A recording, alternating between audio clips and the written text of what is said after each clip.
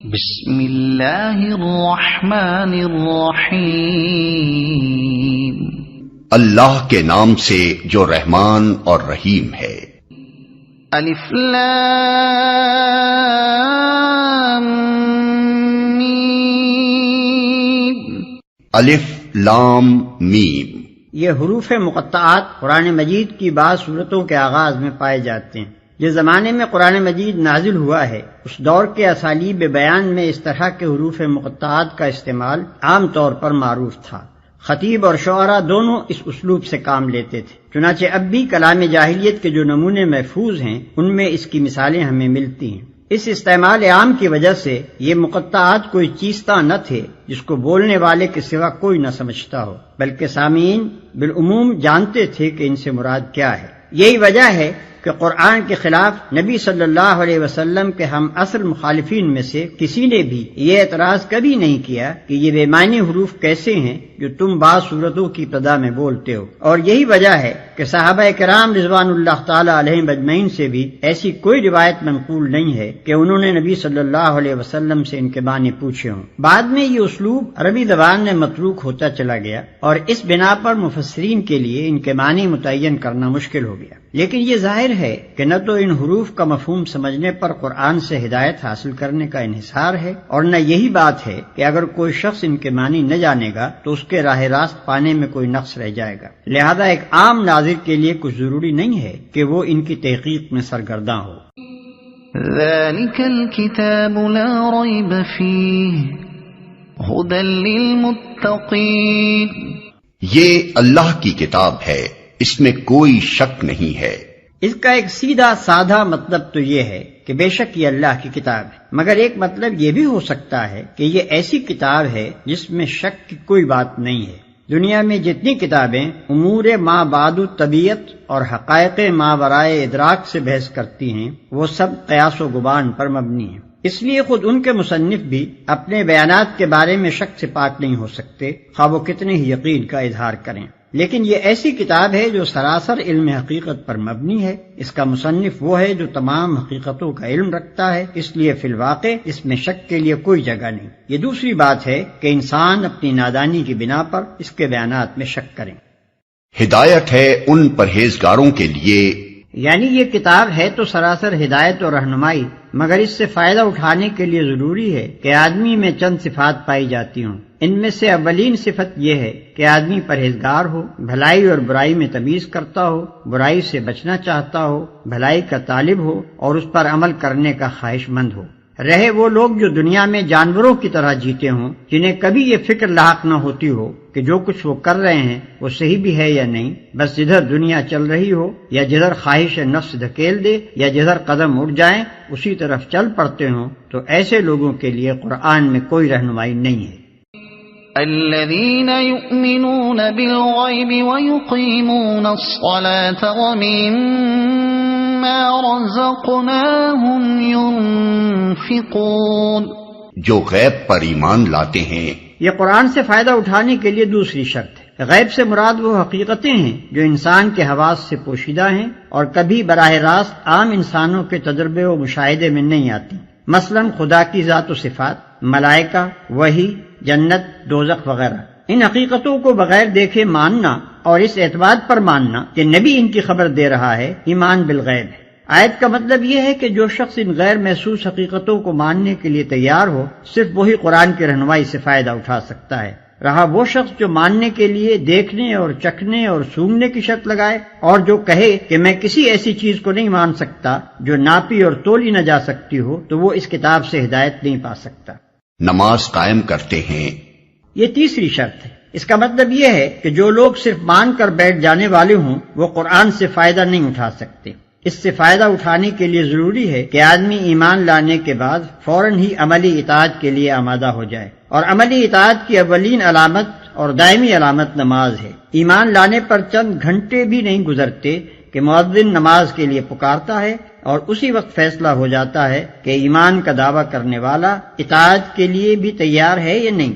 پھر یہ مؤذن روز 5 وقت پکارتا رہتا ہے، اور جب بھی انسان اس کی پکار پر لبیک نہ کہے اسی وقت ظاہر ہو جاتا ہے کہ مدعی ایمان اطاعت سے خارج ہو گیا ہے۔ پس ترک نماز دراصل ترک اطاعت ہے، اور ظاہر بات ہے کہ جو شخص کسی کی ہدایت پر کاربند ہونے کے لیے ہی تیار نہ ہو، اس کے لیے ہدایت دینا اور نہ دینا یکساں ہے۔ یہاں یہ بھی سمجھ لینا چاہیے کہ اقامت صلاۃ ایک جامع اصطلاح ہے۔ اس کے معنی صرف یہی نہیں ہے کہ آدمی پابندی کے ساتھ نماز ادا کرے، بلکہ اس کا مطلب یہ ہے کہ اجتماعی طور پر نماز کا نظام باقاعدہ قائم کیا جائے۔ اگر کسی بستی میں ایک شخص انفرادی طور پر نماز کا پابند ہو، لیکن جماعت کے ساتھ اس فرض کے ادا کرنے کا نظم نہ ہو، تو یہ نہیں کہا جا سکتا کہ وہاں نماز قائم کی جا رہی ہے۔ جو رزق ہم نے ان کو دیا ہے اس میں سے خرچ کرتے ہیں۔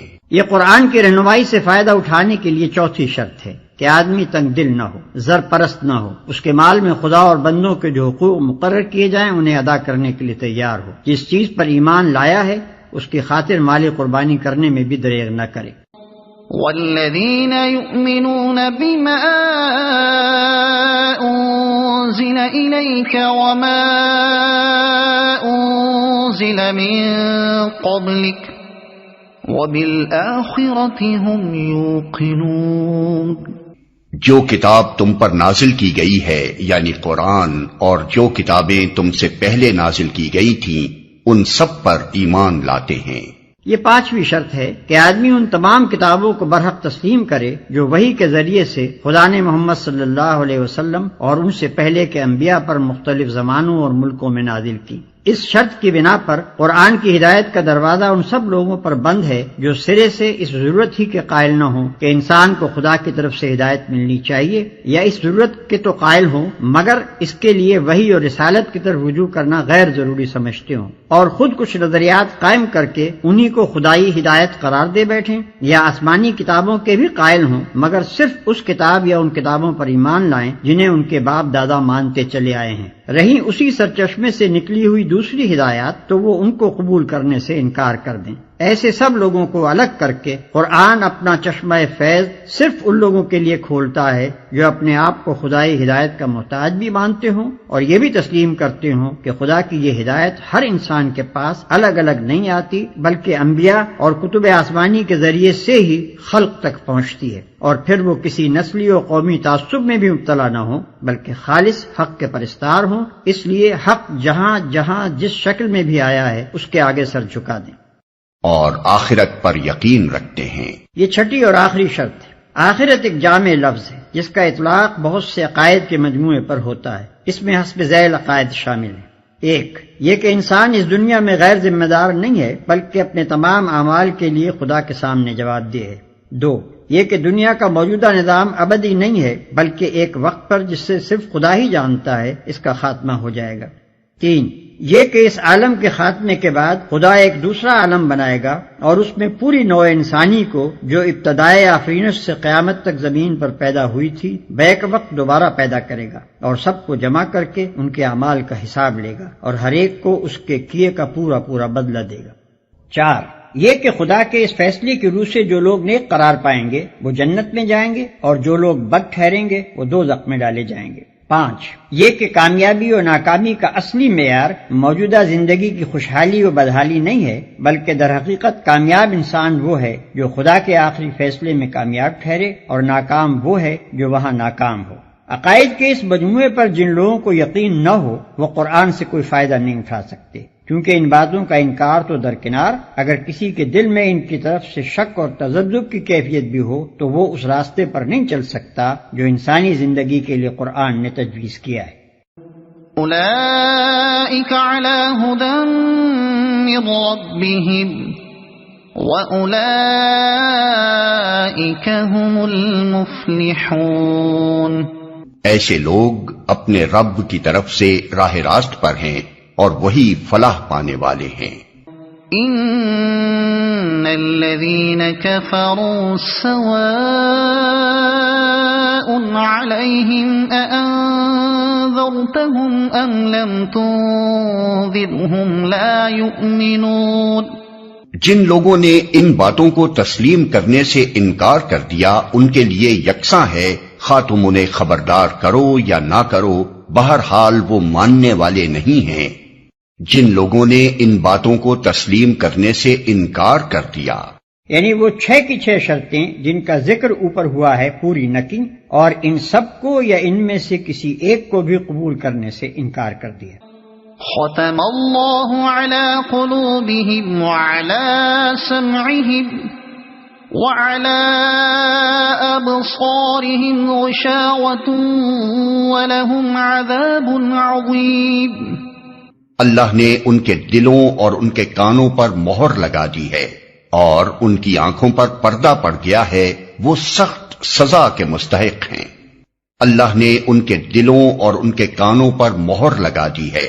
اس کا مطلب یہ نہیں ہے کہ اللہ نے مہر لگا دی تھی اس لیے انہوں نے تسلیم کرنے سے انکار کیا، بلکہ مطلب یہ ہے کہ جب انہوں نے ان بنیادی امور کو رد کر دیا جن کا ذکر اوپر کیا گیا ہے اور اپنے لیے قرآن کے پیش کردہ راستے کے خلاف دوسرا راستہ پسند کر لیا تو اللہ نے ان کے دلوں اور کانوں پر مہر لگا دی۔ اس مہر لگنے کی کیفیت کا تجربہ ہر اس شخص کو ہوگا جسے کبھی تبلیغ کا اتفاق ہوا ہو۔ جب کوئی شخص آپ کے پیش کردہ طریقے کو جانچنے کے بعد ایک دفعہ رد کر دیتا ہے تو اس کا ذہن کچھ اس طرح مخالف سمت میں چل پڑتا ہے کہ پھر آپ کی کوئی بات اس کی سمجھ میں نہیں آتی۔ آپ کی دعوت کے لیے اس کے کان بہرے اور آپ کے طریقے کی خوبیوں کے لیے اس کی آنکھیں اندھی ہو جاتی ہیں اور صریح طور پر محسوس ہوتا ہے کہ فی الواقع اس کے دل پر مہر لگی ہوئی ہے۔